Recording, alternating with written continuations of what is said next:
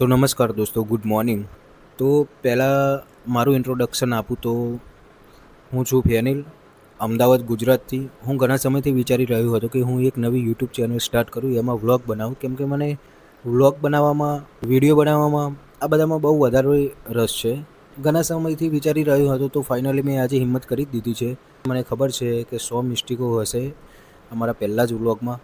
તો તમે મને કોમેન્ટ કરીને જરૂરથી જણાવજો કે મેં શું શું મિસ્ટેક કરી છે, મારે શું ઇમ્પ્રૂવમેન્ટ કરે જેવું છે, તો હું આવનારા નવા વ્લોગ્સમાં એ મિસ્ટેકો સુધારી શકું અને ઇમ્પ્રૂવમેન્ટ પણ લાવી શકું. અને અમુક ક્લિપ હિન્દીમાં આવી જાય તો માફ કરજો, કેમ કે હું રેલવેમાં જોબ કરું છું. અમદાવાદમાં જ ટ્રેનના મેન્ટેનન્સનું કામ ચાલુ છે. ત્યાં બિહારી ભાઈઓ વધારે છે, તો એમના જોડે વાત કરતાં કરતાં હિન્દીમાં પણ થોડી ટેવ પડી ગઈ છે. ચલો મળીએ. એક સરસ મજાની ચા બનાવીને ચા પીને જઈએ રેલવે યાર્ડમાં. આ એક વ્યૂ છે જે આખી વાઇબ જ કંઈક અલગ આપે છે. એ બારીમાંથી નજારો ને ચા ઉકળતી હોય સાઈડમાં. હા.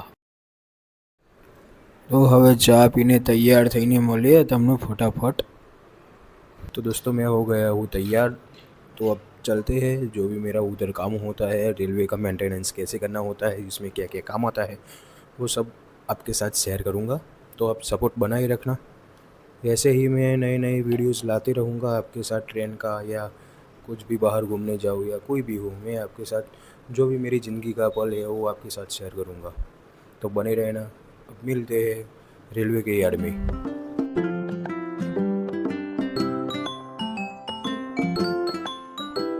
मुझे ये बहुत अच्छा लगता है. ये महादेव का मंदिर है और मुझे ये प्रिंट बहुत ही ज़्यादा अच्छा लगता है. ये है हमारा रेलवे यार्ड. ये सब ट्रेनें इधर आती है मेंटेनेंस के लिए. इधर सिर्फ मेंटेनेंस का काम होता है.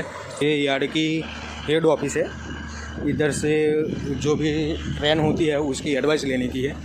तो एडवाइस में वो आता है, कोच में जो भी काम होता है उसका लिस्ट होता है एक, उससे चेक करना है. ये है कंप्यूटराइज आरटीआर मशीन. इससे 30 सेकंड में ब्रेक और 30 सेकंड के बाद रिलीज़ करना पड़ता है. तो वो ट्रेन के नीचे जो भी फीटर होते हैं वो चेक करते हैं कि अच्छे से ब्रेक लग रही है या नहीं, अच्छे से रिलीज़ होती है या नहीं. ये काम है इसका. तो उस काम के बाद आता है ये काम. इस कॉक को ओपन करते हैं तो ट्रेन में ब्रेक लगती हो, और ये ऐसे ही डाउन रखते हैं तो रिलीज़ होती है. तो ये ऐसे ब्रेक लगा के और रिलीज़ करके चेक करने का कि ब्रेक सही से वर्क करती है या नहीं, और प्रेशर सही से आता है कि नहीं. इसके बाद एक बीपी का पाइप कट करने का होता है. वो पाइप कैसे कट करते हैं वो मैं आपको आगे जाते दिखाता हूँ. चलो दोस्तों, ये एफपी का पाइप होता है जो वाइट होता है वो, और ये हरा होता है वो बीपी का पाइप होता है. इसको कट करने के लिए इधर से पहले बीपी का कॉक बंद करने का, बाद में प्रेशर रुक जाता है. फिर ये कॉक है, ये बंद करने का, बाद में ऐसे लगा हुआ होता है वो कट करने का, कट करके साइड में रखने का, बाद में ये कॉक चालू करने का. ये काम होता है हमारा. आ गए हैं हम अपने काम से और वापस. તો આવે છે ડીમાર્ટમાં. ખાલી એક ગ્વાલિયરનું ચવાનું લેવા છે. ડીમાર્ટમાં જ મળે છે. ના ભાઈ, ડીમાર્ટમાં ખાલી એક ગ્વાલિયર કંપનીનું ગુજરાત કરીને ચવાનું આવે છે, એ લેવા માટે જ આવ્યો હતો. ખાલી એક જ વસ્તુ, અને ઘરેથી આવ્યું છે બીજી 6 वस्तुનું लिस्ट. तो दोस्तों हम जा रहे हैं खाना खाने. एक होटल का नाम सुना था, जो नाम है बाबा दीप सिंह करके, इधर है अहमदाबाद में. तो आज पहली बार जा रहे हैं, तो देखते हैं कि कैसा खाना है, कैसी प्राइस है. तो आ गए हम रेस्टोरेंट में.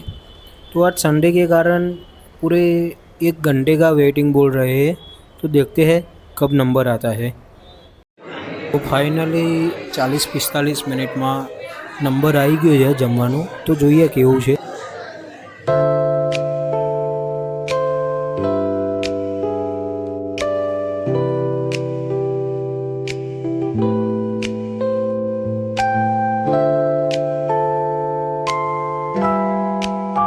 बताओ प्रतीक भाई કે કેમનું છે જમવાનું આજનું. તો મારો ઓનેસ્ટ રિવ્યૂ આપું તો જમવાનું તો બહુ જોરદાર જ છે. એમાં છાશની તો વાત જ ના થાય. આના જેવી છાશ તો મેં આજ સુધી ક્યાંય પીધી જ નહીં. રોટલીની થોડી સોફ્ટનેસ સારી છે. આજે સન્ડે છે તો ભીડ વધારે છે, તો બી જમવાની ક્વોલિટીમાં કોઈ ફેર પડ્યો નહીં. ક્વોલિટી બહુ જોરદાર મળી રહી છે. અહીંયા ટ્રાય કરવા આવી શકાય. હવે જોઈએ કે કેમનું બિલ બને છે, કેટલું થાય છે, કે ભાઈ હોટલ મોંઘી છે, સસ્તી છે.